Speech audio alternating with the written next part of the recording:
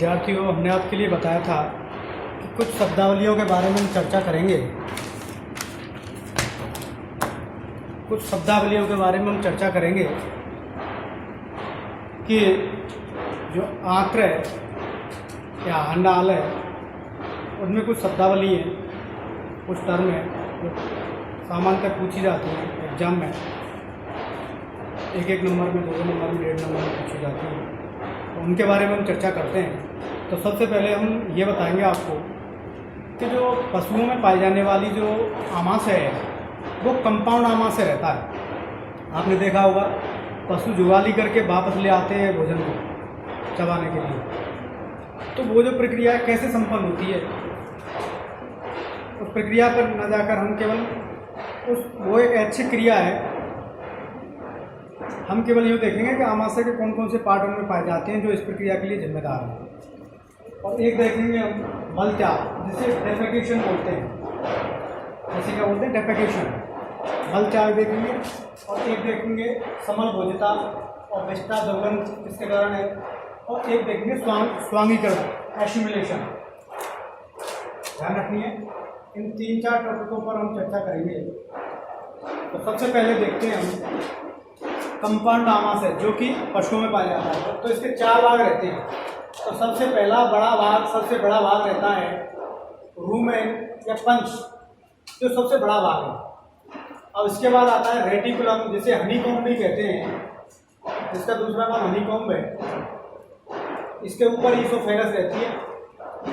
ध्यान रखनी है, ये सबसे बड़ा है तो ये सबसे छोटा है रेटिकुलम। अब ईसोफेगस और रूमेन में ऐच्छिक पेशियां पाई जाती हैं, तो वो जो रूमेंटम पशु होते हैं, ध्यान रखनी है, जिनमें जो जुगाली की प्रक्रिया होती है, तो उनमें वास्तव में ईसोफेगस और इसके मध्य होती है, क्योंकि इनमें ऐच्छिक पेशियां पाई जाती हैं। अब देखते हैं उमेशम है और लास्ट में एब ओमेशम। ध्यान रखनी है, उमेशम एक छोटा भाग है, जबकि वास्तविक जो स्टमक रहता है वो एबोमेशन है, जिसे रेनेट बोलते हैं। ये ट्रू स्टमक है। तो यहाँ पे जठर रस स्रावित होता है, पाचक रस जो आमाशय में वास्तव में स्रावित होता है वो यहाँ होता है। तो इसमें आप जान चुके हैं, तो जुगाली के लिए जिम्मेदार ईसोफेगस और रूमेन पार्ट है, जिसे पंच कहते हैं, और जठर रस इससे स्रावित होता है। ये सबसे छोटा भाग है, ये सबसे बड़ा भाग है। इसके कुल 4 भाग हैं, फर्स्ट, सेकेंड, थर्ड और फोर्थ। अब अगर हम ये देखें कि जो जितने भी मांसाहारी जीव हैं उनकी विष्ठा में दुर्गंध होती है, जबकि शाकाहारियों की में नहीं होती। इसका कारण है अमीनो अम्लों के अपघटन से बनने वाले इंडोल, स्केटोल और ट्रिप्टोफान। इंडोल, स्केटोल और ट्रिप्टोफान, तो इनके कारण दुर्गंध रहती है, जो कि जीवाणुओं द्वारा अमीनो अम्लों का अपघटन होता है, जबकि शाकाहारी जंतुओं में ऐसा नहीं होता है। अब हम एक अलग टर्म पर जाते हैं, समलभोजिता, कोप्रोफेगी या सीकोट्रोफी या स्यूडोरुमिनेशन, 3 नाम है इसके। ध्यान रखिए, ये तीनों नाम एक ही हैं, कोप्रोफेगी, सीकोट्रोफी और स्यूडोरुमिनेशन। समलरागिता को बोलते हैं, वास्तव में इसे विष्ठा भोजिता कहते हैं। ये खरगोश में पाई जाती है, क्योंकि खरगोश का जो प्रारंभिक भोजन होता है उसमें अपचित पदार्थ व सेलुलोज की मात्रा ज़्यादा होती है। ध्यान रखनी, सुबह के समय जब खरगोश की जो विष्ठा होती है उसमें सेलुलोज ज़्यादा होता है और अपचित पदार्थ ज़्यादा होते हैं, तो इसका मतलब है जल उसमें ज़्यादा होता है।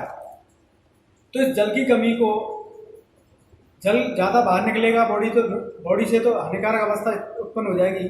तो इसको रोकने के लिए आप जानते हैं कि जो सेलुलोज होता है एक कोलाइड रहता है, जो कि जल को बांधने का कार्य करता है, तो उसके साथ जल जाता है बाहर।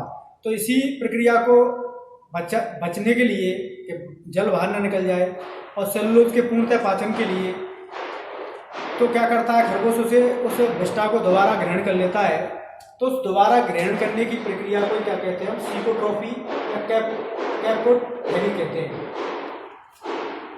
तो इसका मतलब है फिर दोबारा ग्रहण करेगा तो क्या होगा, उसमें जो सेलुलोज है उसका अच्छी तरह पाचन हो जाएगा और जल को अच्छी तरह ग्रहण कर लिया जाएगा, अवशोषित कर लिया जाएगा। और जल अवशोषण की प्रक्रिया जो होती है वास्तव में आप जानते हैं बड़ी आंत में होती है और कोलन पार्ट इसके लिए जिम्मेदार है।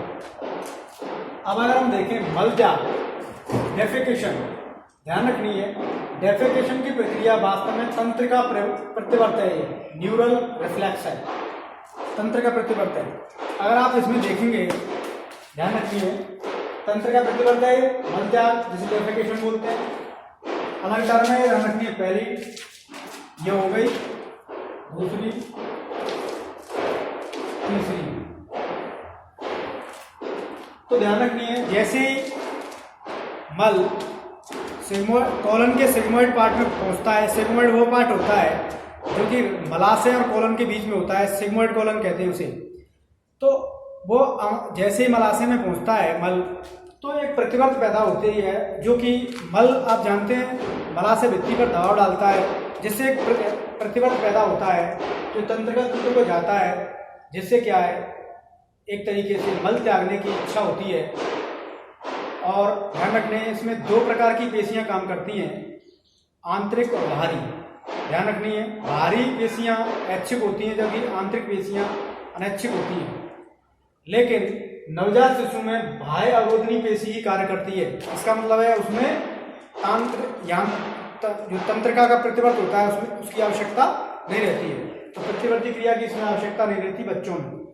अगर खरगोश में बात करें तो अनैच्छिक प्रक्रिया होती है, जबकि वयस्कों में बात करें तो दोनों ही, इसका मतलब ऐच्छिक अनैच्छिक दोनों अवरोधनियां काम करती हैं। ध्यान रखिए ऐच्छिक बाहर होती है, अनैच्छिक अंदर होती है। अब कोलन की अगर हम बात करें, कोलन में एक कार्य होता है कि उसमें सभी इलेक्ट्रोलाइट जितने भी लवण हैं अवशोषित कर लिए जाते हैं, जल अवशोषित कर लिया जाता है। उसके बाद इकोलाई बैक्टीरिया कोलन में पाया जाता है जो vitamin B complex B1, B2, K का क्या करता है, संश्लेषण करता है। B1 को थायमिन और B2 को राइबोफ्लेविन बोलते हैं। इनका संश्लेषण इकोलाई करता है कोलन में। तो क्षेत्र कौन सा है, कोलन।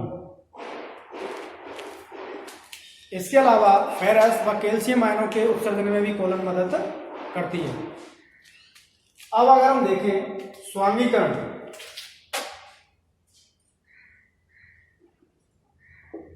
स्वांगीकरण एसिमिलेशन कहते हैं। ध्यान रखनी है मैंने आपको बताया था सबसे पहले भोजन का क्या होगा, पाचन होगा, जटिल पदार्थ विसरण योग्य सरल पदार्थों में बदले जाएंगे, फिर उनका अवशोषण होगा। अवशोषण की प्रक्रिया मैंने आपके लिए बताई थी, वसाओं का अवशोषण, प्रोटीनों का मतलब अमीनो अम्लों का अवशोषण, मोनोशर्कराओं का अवशोषण और खनिज लवणों का अवशोषण, जल का अवशोषण। तो ये सारी प्रक्रिया मैंने आपके लिए बताई थी। तो अवशोषण हो जाता है, कोशिका के अंदर अवशोषित कर लिए जाते हैं सरल पदार्थ, वो अवशोषण की प्रक्रिया है। लेकिन वो सरल पदार्थों का बनना जटिलों से वो पाचन कहलाता है। लेकिन जो अवशोषित पदार्थ हैं उनका कोशिका में विभिन्न पदार्थों के निर्माण में भाग लेने की प्रक्रिया, मतलब मान लो कोई मोनोशर्करा बन गई तो मोनोशर्करा को अमीनो अम्लों में बदलना या फिर अमीनो अम्लों को वसा में बदलना, ये सारी क्रियाएं क्या कहलाती हैं, स्वांगीकरण। अर्थात जो भी अवशोषित भोज्य अवशोषण के बाद आए हैं उनका विभिन्न निर्माणकारी क्रियाओं के लिए या जैविक जो भी संरचना रहती है उनके निर्माण में या अन्य कार्यों के लिए उसका उपयोग करना ही क्या कहलाता है, स्वांगीकरण कहलाता है। कहने का मतलब जो भी अवशोषण के बाद भोज्य आए उनका अपनी विभिन्न जैविक क्रियाओं में उपयोग करना ही क्या कहलाता है, स्वांगीकरण कहलाता है। जैसे अमीनो अम्लों का स्वांगीकरण होगा तो अमीनो अम्ल बदलेंगे वसा और ग्लूकोज में, ध्यान रखिए। अब ग्लूकोज का ईंधन के रूप में उपयोग कर लिया जाएगा। आप जानते हैं जब ये अनुत्क्रमणीय प्रक्रिया है, ये वापस नहीं जा सकते, दोबारा से अमीनो अम्ल नहीं बना सकते, तो इसीलिए ये प्रक्रिया जो चलती है फिर ये यकृत में जाकर क्या हो जाता है, इनका अमीनो अम्ल अलग हो जाते हैं और अमीनो अम्लों से अमोनिया अलग हो जाती है जिसे डीएमिनेशन कहते हैं। और अमोनिया एक तरीके से यूरिया के द्वारा यूरिया बनाकर उसे यकृत के द्वारा अलग कर दिया जाता है मूत्र के थ्रू। अब मोनोसैकेराइड में देखें तो ग्लूकोज ग्लाइकोजन में बदल जाता है और कभी कभी वसा में भी बदल जाता है, ध्यान रखें, अतिरिक्त ग्लूकोज वसा में बदल जाता है। तो ग्लाइकोजन में ये प्रक्रिया कहाँ चलती है, पेशियों में और यकृत में चलती है। ये प्रक्रिया कहाँ चलती है? पेशियों में या यकृत में। ये प्रक्रिया कहाँ चलती है? ये भी कहाँ चलती है? पेशियों में। और यकृत में भी चलती है, ध्यान रखिए। और अगर हम देखें वसा अमीनो अम्ल और कार्बोहाइड्रेट में बदल जाती है तो ये प्रक्रिया भी यकृत में चलती है। तो विशेषतः यकृत सारे कार्य करता है, यकृत और पेशियां ही ये कार्य करती हैं ज़्यादातर, एसिमिलेशन का जितना भी कार्य होता है।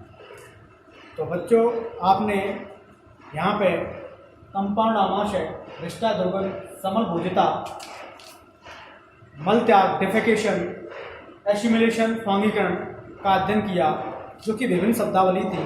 ये सामान्यतः पूछी जाती हैं कि एसिमिलेशन क्या है, मोनोसेकेराइड का एसिमिलेशन कैसे होता है, तो अमीनो अम्लों का कैसे होता है, वसा का कैसे होता है, ये सारी प्रक्रियाएं हैं और आपने अध्ययन किए हैं, समझिए।